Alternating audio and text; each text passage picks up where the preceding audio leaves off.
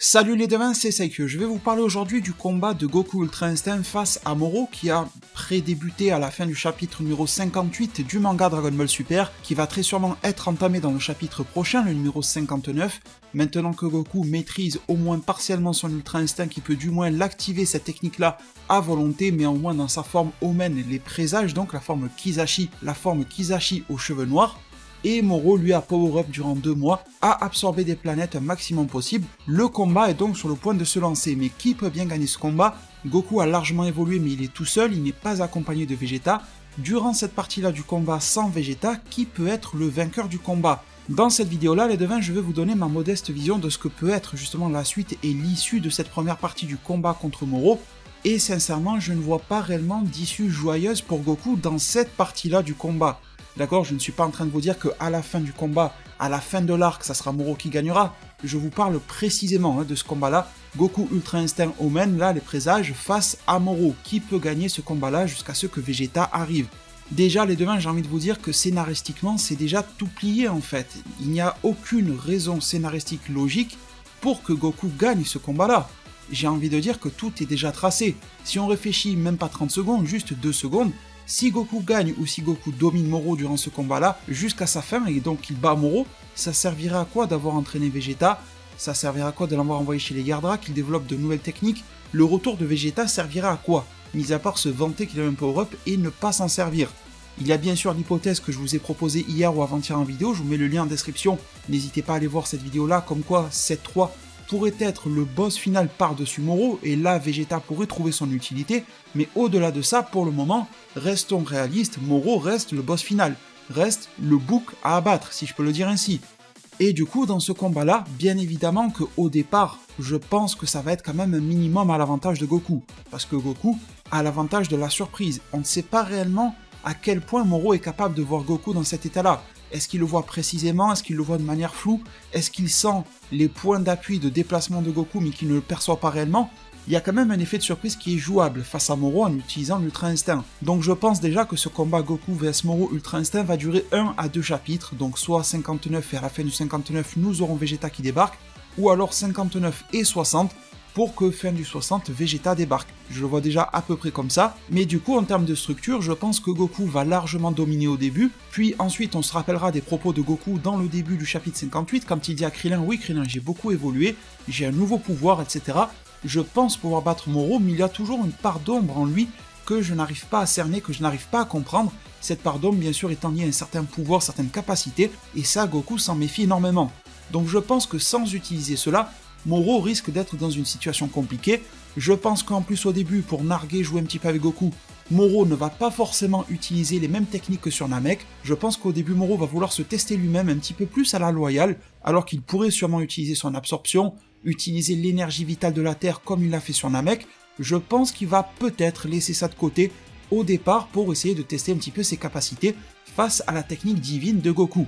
Sauf que la rigolade ça va bien un moment, on l'a bien vu dans le combat entre Goku et Cell, ils se retenaient, après ils se sont lâchés, sauf que là ça va être compliqué parce que Goku est très sûrement directement à son maximum.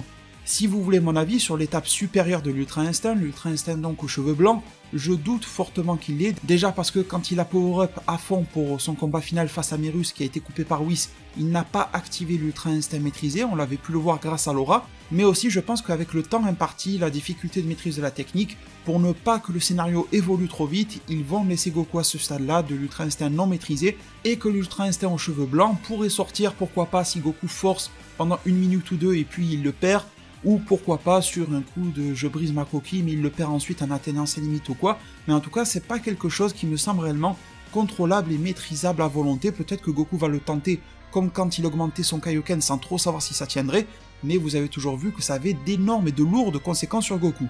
Donc ce sur quoi on peut miser et ce sur quoi on peut compter de manière stable, c'est l'Ultra Instinct non maîtrisé cheveux noirs chez Goku.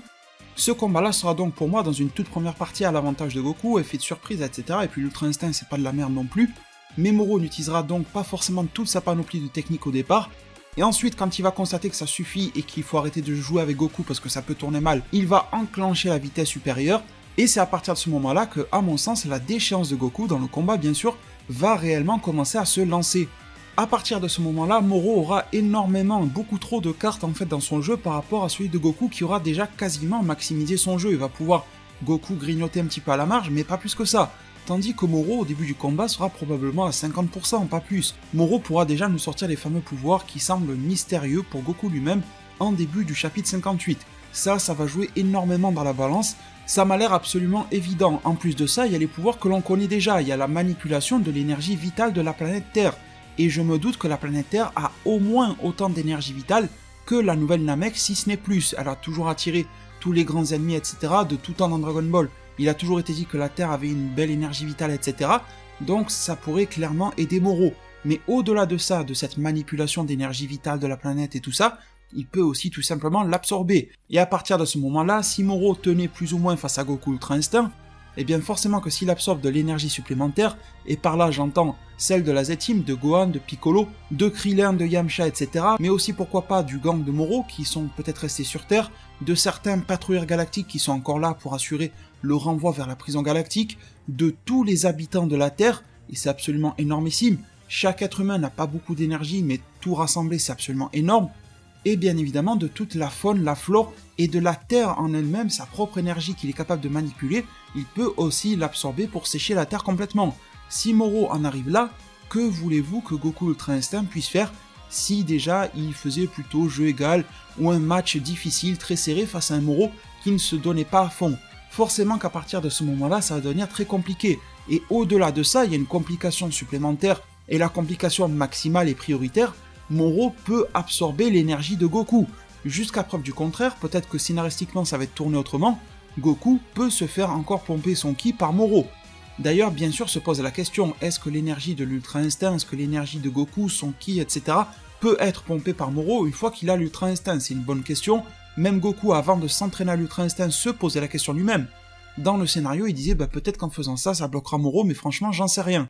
Alors, ça pourrait être une belle tournure. C'est un petit peu comme quand dans certaines de mes vidéos, je vous disais qu'un combat Moro face à Beerus serait intéressant, car Beerus étant constitué d'énergie de la destruction, Moro ne se risquerait pas à l'absorber, sinon l'énergie de la destruction du Hakai rongerait Moro directement de l'intérieur.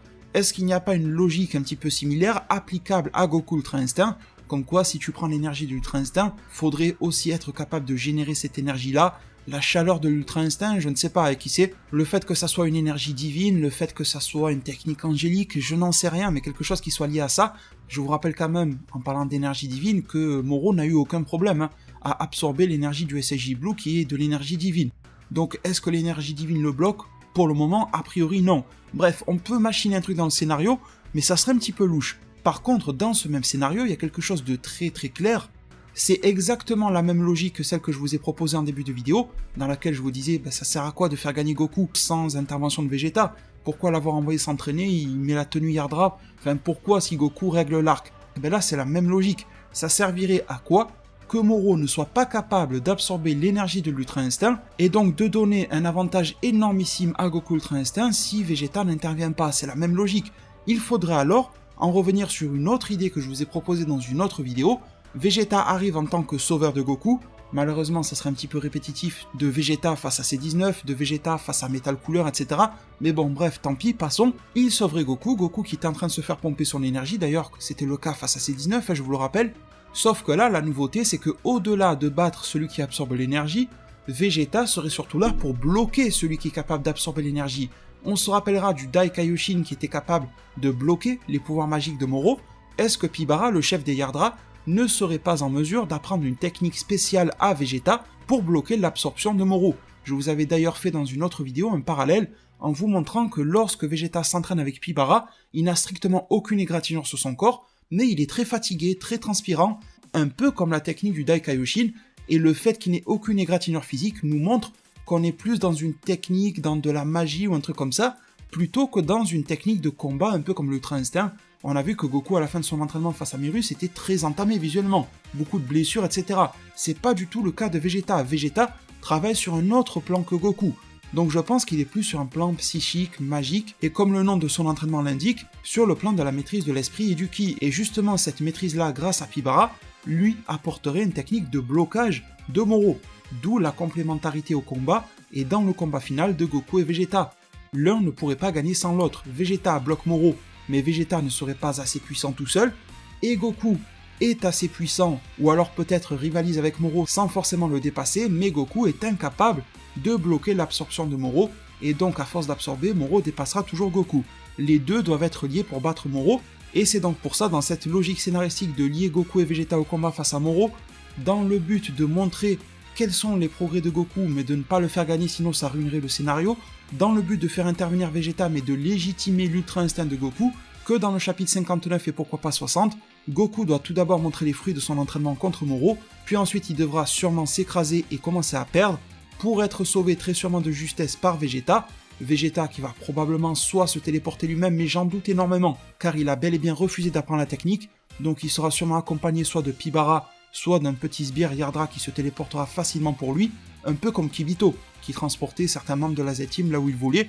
Les Yardra peuvent très bien le faire en fait, et donc Vegeta arrivera en dernière minute grâce à un Yardra, sauvera Goku pour embrayer sur la dernière étape, à moins que, comme je vous l'ai dit, la dernière étape ne soit 7-3. 7-3 Seven Sleep qui pourrait revenir, qui pourrait être un argument de taille déjà dans la poche de Moro, pour que Moro s'améliore lui-même, pour que Moro se serve de 7-3 comme d'un allié pour faire du 2 contre 2, etc.